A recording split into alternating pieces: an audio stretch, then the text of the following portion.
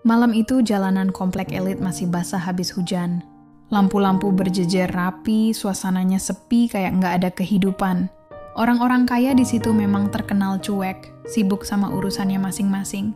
Di sisi jalan, ada seorang cewek remaja dengan seragam SMP yang udah kusut, duduk sambil meluk tas. Wajahnya pucat, matanya sembab, jelas habis nangis lama. Itu Sylvia, gadis Malang yang baru aja kehilangan kedua orang tuanya karena kecelakaan beberapa hari lalu. Di saat yang sama, sebuah mobil sedan hitam berhenti nggak jauh dari tempat Sylvia duduk. Dari dalam, turun seorang pria dengan kemeja setengah basah karena keringat. Lagi ribet sama mobilnya yang mogok. Sial, mogok lagi, gumamnya. Pria itu adalah Haris, pengusaha, tinggal sendirian di rumah besar paling ujung komplek. Sylvia noleh, memperhatikan. Ada sedikit rasa kagum, meskipun dia lagi sedih.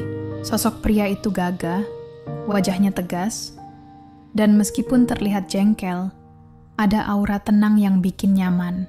Haris sadar diperhatiin. Kamu ngapain duduk di situ malam-malam gini? Tanyanya. Nada suaranya datar. Sylvia buru-buru ngusap matanya, pura-pura tegar.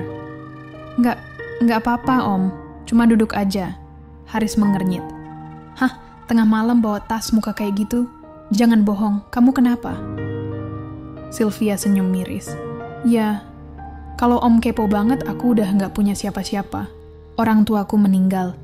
Aku bingung mau kemana. Suaranya lirih, kayak berusaha kuat padahal hatinya udah hancur. Haris sempat terdiam, ngerasa ada sesuatu yang nyelekit di dadanya. Pantes. Aku pikir kamu kabur dari rumah. Dia mendekat, menatap Sylvia dari dekat. Kamu masih sekolah ya? Sylvia angguk pelan. SMP kelas 3, Om. Terus sekarang sendirian? Iya. Jawab Sylvia singkat, matanya menunduk. Haris ngelus dagunya sebentar, terus ngelirik mobilnya yang masih mogok. Gini aja deh, daripada kamu di jalanan kayak gini, ikut aku dulu ke rumah. Aku tinggal sendirian. Kamu aman kok. Lagian ya, kamu masih anak SMP. Mana bisa jagain diri sendirian di luar. Sylvia menatap Haris lama. Ada keraguan tapi juga rasa hangat yang tiba-tiba muncul. Entah kenapa, meski baru kenal, dia ngerasa cowok dewasa di depannya ini punya sisi protektif yang bikin dia pengen deket. Om yakin? Nggak apa-apa, aku kan orang asing, gumam Sylvia. Haris nyengir tipis, nada suaranya agak genit tanpa sadar. Justru karena kamu orang asing, makanya aku peduli. Kalau udah kenal, apalagi tinggal bareng, aku nggak boleh. Sylvia tersipu, pura-pura menunduk biar nggak kelihatan mukanya memerah. Hehe, Om ini aneh banget. Baru ketemu tapi udah kayak ngajak tinggal bareng. Haris ngakak kecil. Ya, daripada kamu di jalan, aku nggak mungkin tega lihat cewek seumuran kamu sendirian.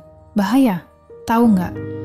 Akhirnya Sylvia nurut, berdiri pelan, lalu jalan bareng Haris menuju mobil. Mobilnya belum bisa nyala, jadi mereka jalan kaki ke rumah Haris yang kebetulan nggak jauh. Rumah Haris gede banget, pagar tinggi, lampu taman, dan bangunannya modern. Begitu masuk, Sylvia sempat bengong. Om, ini rumah Om bagus banget. Celetuk Sylvia sambil ngeliat ke arah ruang tamu yang luas. Sofa empuk, sama lampu gantung. Haris nyengir, duduk santai di sofa sambil buka kancing kemejanya yang udah lecek. Halah, biasa aja. Kalau kamu tinggal di sini, lama-lama juga bosan liatnya. Sylvia ketawa kecil. Bosan? Aku aja, baru injek kaki ke sini udah seneng banget, Om. Haris merhatiin ekspresi polos Sylvia. Ada sesuatu yang bikin dia hangat tiap gadis itu ketawa. Tapi buru-buru dia alihin pandangan. Ya udah, kamu taruh tasmu dulu. Besok aku ajak belanja. Malam ini istirahat aja. Sylvia ngangguk masih kikuk. Aku boleh tidur di mana, Om? Haris berdiri, jalan ke arah tangga. Atas ada kamar kosong. Kamu bebas pilih. Tapi ya, jangan tidur di kamarku. Nada suaranya dibuat bercanda, tapi langsung bikin Sylvia salah tingkah. Hah? Emangnya kenapa, Om? Tanyanya penasaran, sambil senyum jahil. Haris nengok sebentar. Matanya tajam tapi ada senyum nyeleneh. Ya bahaya aja soalnya aku ini laki-laki. Meski umur kita jauh, aku masih normal. Bisa gawat kalau kamu di kamarku. Sylvia langsung memerah mukanya, jantungnya deg-degan. Om kok ngomongnya gitu sih? Aku kan cuma anak kecil. Haris ketawa renyah. Anak kecil apanya? Mukamu aja udah gak cocok dipanggil bocah. Sylvia menunduk malu, tapi hatinya aneh. Ada rasa geli sekaligus senang dipuji. Malam itu, meski statusnya cuma anak angkat, ia merasa ada perhatian yang beda dari seorang pria dewasa. Di kamar barunya, Sylvia tiduran sambil melamun. Bayangan wajah Haris masih kebawa. Entah kenapa, sejak pertama ketemu, ada rasa hangat yang sulit dia jelasin. Sementara di kamarnya sendiri, Haris ngelamun juga. Dia nyadar keputusannya bawa gadis itu ke rumah bakal ngubah banyak hal. Tapi apa boleh buat? Hatinya udah ngerasa cocok sejak pertama lihat mata sendu Sylvia di pinggir jalan tadi. Dan malam itu, untuk pertama kalinya setelah lama hidup sendiri, Haris tidur dengan perasaan aneh, campur aduk. Singkat cerita, 3 tahun berlalu sejak Sylvia pertama kali tinggal di rumah besar itu. Kini, dia bukan lagi anak SMP nangis di pinggir jalan, tapi seorang gadis SMA yang, bisa dibilang jadi pusat perhatian. Setiap pulang sekolah, Sylvia sering dapat tatapan kagum dari cowok-cowok komplek. Seragam putih abu-abu yang nempel di tubuhnya bikin Haris sering kudu nahan nafas tiap lihat. Suatu sore, Sylvia baru pulang. Dia lepas dasi sambil nyengir. Om, tadi ada cowok satu sekolah ngejar aku sampai depan gerbang. Niat banget tuh, katanya mau minta nomor HP. Haris yang lagi duduk baca koran langsung nengok, alisnya naik. Hah, nomor HP? Kamu kasih nggak? Sylvia cengengesan, duduk di sebelahnya. Hehe, enggak lah. Aku takut om ngamuk. Lagian, aku nggak tertarik sama cowok-cowok itu. Haris pura-pura tenang, tapi hatinya senang bukan main. Dia lipat koran, terus natap Sylvia serius. Kamu itu jangan gampang senyum sama cowok sembarangan, bahaya. Kamu itu cewek, cantik, ngerti nggak? Cowok-cowok pasti pada ngincer. Sylvia nyengir jahil, sandarin dagunya ke bahu Haris. Loh, om ini cemburu? Haris refleks dorong pelan kepalanya, tapi mukanya merah. Cemburu apaan? Aku kan ayah angkatmu. Wajarlah kalau aku protektif. Sylvia ngedeketin lagi, suaranya manja. Tapi aku suka kalau om cemburu. Rasanya kayak ada yang jagain terus. Haris terdiam, nahan senyum. Ada rasa aneh yang nggak bisa dia kontrol. Setiap kali Sylvia manja begini, batinnya makin goyah. Hari-hari berikutnya, Haris makin sering nganter jemput Sylvia. Kalau ada cowok deketin, langsung diplototin. Bahkan, guru-guru di sekolah Sylvia sampai kenal Haris sebagai ayah protektif yang super galak. Suatu malam, Sylvia lagi ngerjain PR di ruang tamu. Haris lewat, ngeliat dia lagi nunduk serius. Rambut hitam panjangnya jatuh ke pipi, bikin wajahnya makin ayu. Belajar, Vi. Nggak capek? Tanya Haris sambil duduk di sofa. Sylvia nengok, tersenyum. Kalau capek, om mau mijitin nggak? Haris nyengir, ngelirik nakal. Hati-hati loh, Vi. Nanti beneran aku pijitin. Kamu nggak bisa tidur malah ketagihan. Sylvia langsung melempar pensil ke arahnya. Ih, om, pikiran om itu aneh-aneh deh. Tapi dalam hati, jantungnya deg-degan. Di balik semua candaan, ada satu hal yang nggak pernah mereka ucapkan. Mereka berdua saling ngerasain ada sesuatu yang beda. Dan malam itu, ketika Sylvia masuk kamar, dia senyum-senyum sendiri di balik pintu.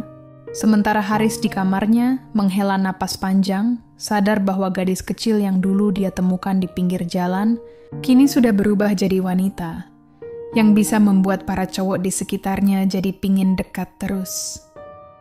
Waktu berjalan cepat. Sylvia sekarang sudah jadi mahasiswi semester 2. Penampilannya makin dewasa, makin anggun, tapi masih ada sisa manja khas anak gadis. Suatu sore, Sylvia baru pulang kampus. Dia buka pintu rumah dengan riang, masih pakai kemeja putih dan jeans ketat. Om, aku pulang. Suaranya nyaring sambil nenteng sepatunya masuk rumah. Haris yang lagi duduk di ruang tamu sambil kerja di laptop langsung mendongak. Matanya otomatis menelusuri sosok Sylvia. Dia buru-buru batuk kecil, pura-pura fokus lagi ke layar. Baru pulang, nggak langsung nongkrong sama teman-temanmu tuh. Sylvia lempar tas ke sofa, terus duduk di sebelah Haris sambil nyelonjor. Males ah. Mending pulang ke rumah bisa ketemu Om. Lagian teman kampus aku tuh kebanyakan gengsi. Capek Om. Haris melirik sekilas. Kamu nggak bosen sama aku tiap hari? Rumah ini isinya cuma 2 orang. Kayak rumah berhantu.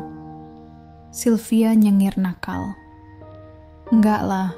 Selama hantunya kayak Om, aku malah betah. Haris geleng-geleng, tapi senyum tipisnya nggak bisa ditahan. Sil, kamu itu kadang suka ngomong sembarangan tahu nggak? Om ini laki-laki loh. Jangan bikin jadi salah paham. Sylvia tiba-tiba nyender ke bahunya, pura-pura ngantuk. Kalau Om salah paham, ya udah. Paling aku juga nggak nolak. Haris langsung kaku. Jantungnya berdegup nggak karuan. Dia pengen ngejawab lebih, tapi akhirnya cuma bisa menarik napas dalam. Vi, jangan gitu. Kamu itu Om anggap keluarga. Sylvia menoleh, menatap wajah Haris lekat-lekat.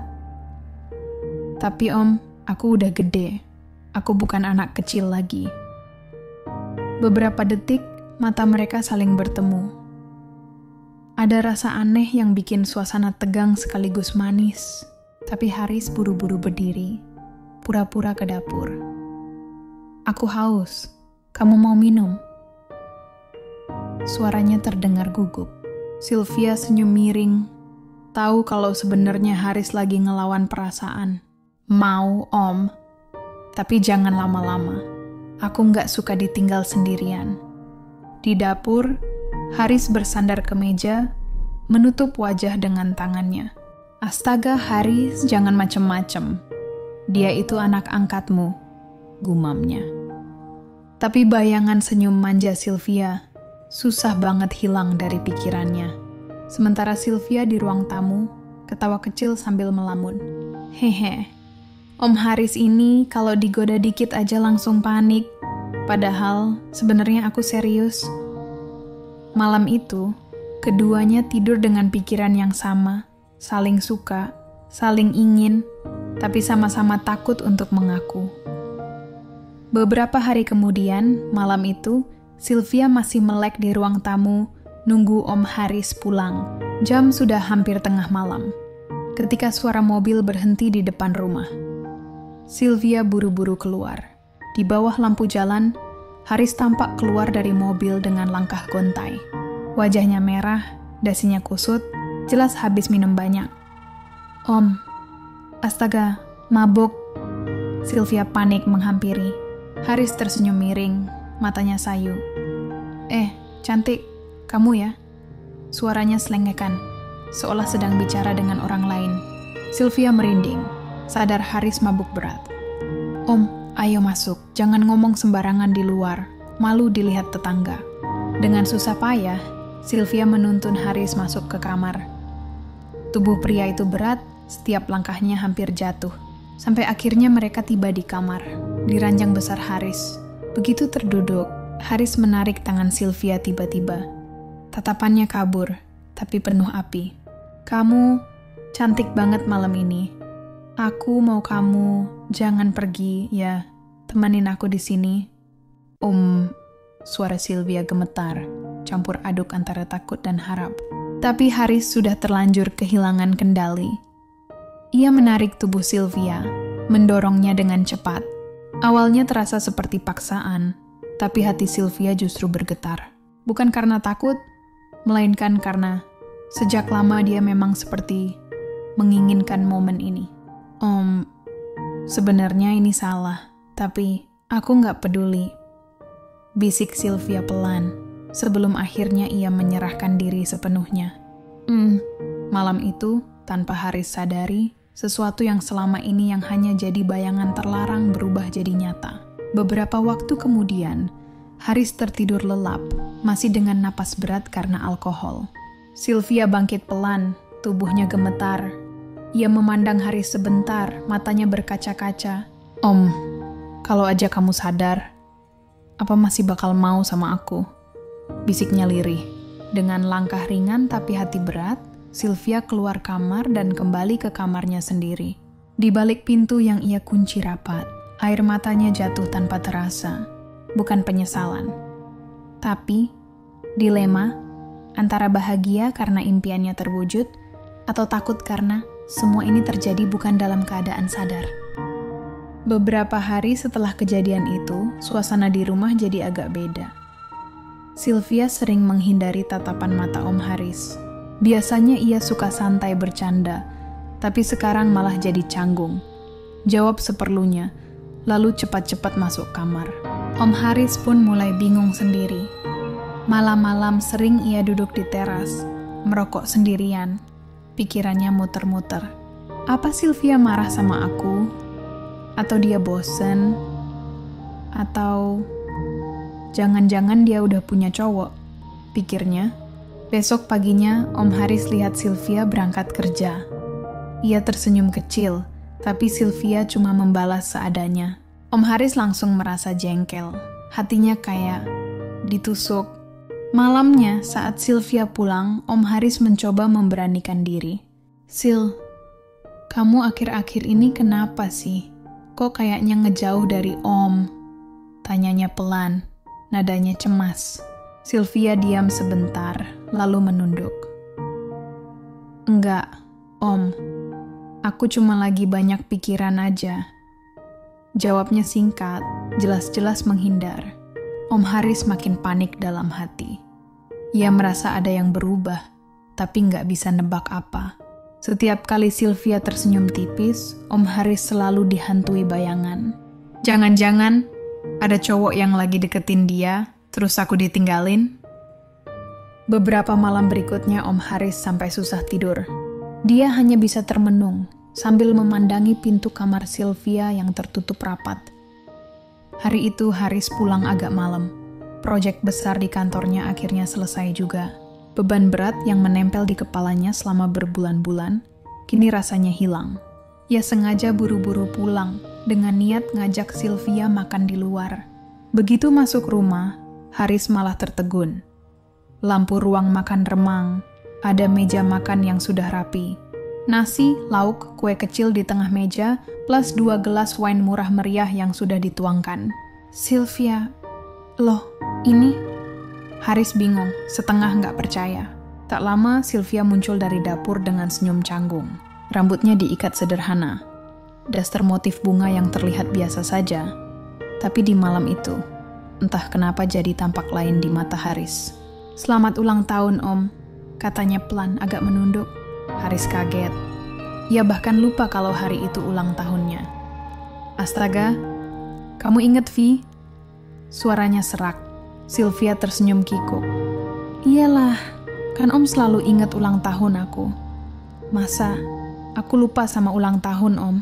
Mereka pun duduk, makan bersama. Suasananya hangat, tapi sekaligus canggung. Haris berulang kali menatap Sylvia yang tampak salah tingkah.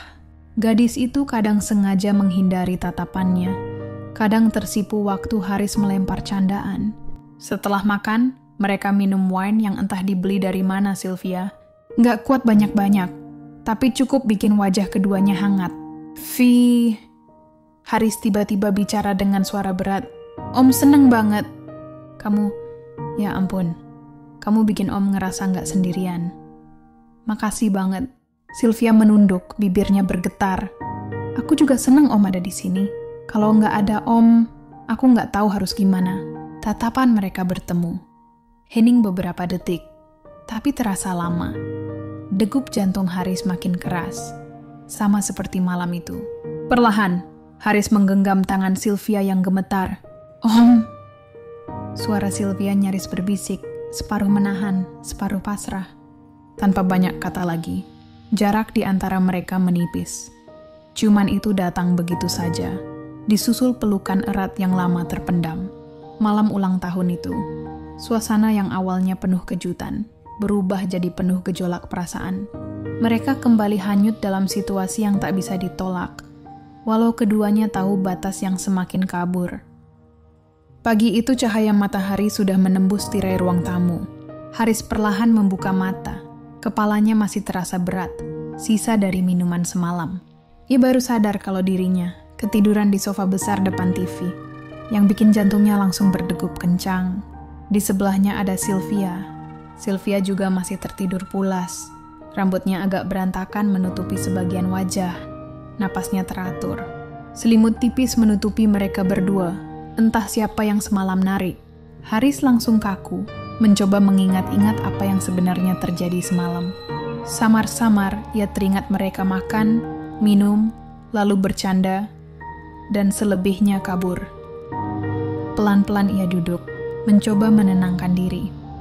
Sylvia ikut bergerak, membuka matanya setengah sadar. Begitu melihat Haris, wajahnya langsung memerah. "Om, sudah bangun?" Suara Sylvia lirih, jelas masih canggung. Haris tersenyum kikuk. "Hehe, iya. Ternyata kita ketiduran di sini ya." Sylvia hanya mengangguk, buru-buru merapikan rambutnya. Ada rasa malu yang sama-sama mereka pendam, tapi juga ada ikatan aneh yang makin kuat setelah malam itu. Suasana jadi serba salah. Mereka diam beberapa saat, hanya suara burung di luar jendela yang terdengar. "Om, aku bikin teh ya." Sylvia berdiri cepat, seakan ingin cepat kabur dari rasa canggung itu. Haris hanya bisa mengangguk sambil mengusap wajahnya sendiri. Di dalam hati ia justru semakin bingung, antara rasa bersalah, takut kehilangan, dan rasa nyaman yang makin dalam. Awalnya, di antara mereka memang sering bikin salah tingkah. Tiap kali Haris pulang kerja dan ketemu Sylvia, rasanya ada sesuatu yang aneh di antara mereka. Kadang cuma soal hal sepele. "Om, bajunya kok kusut banget. Sini aku gosokin," ucap Sylvia sambil tersenyum. Haris kaget, buru-buru jawab, "Ah, nggak usah. Om bisa sendiri." Tapi wajahnya malah jadi kikuk sendiri. Atau pas mereka makan bareng, tanpa sadar tatapan suka ketemu. Sylvia buru-buru alihin pandangan. Haris pun pura-pura batuk biar nggak kelihatan salah tingkah. Tapi lama-lama, justru perhatian-perhatian kecil itu makin terasa. Sylvia mulai sering nanya kabar kerjaan Haris. Nyiapin minuman hangat tiap malam Haris pulang lembur. Bahkan sesekali nyeletuk manja.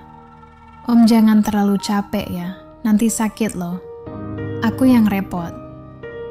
Haris yang biasanya cuek, jadi luluh. Ada rasa hangat yang nggak pernah dia rasain sebelumnya.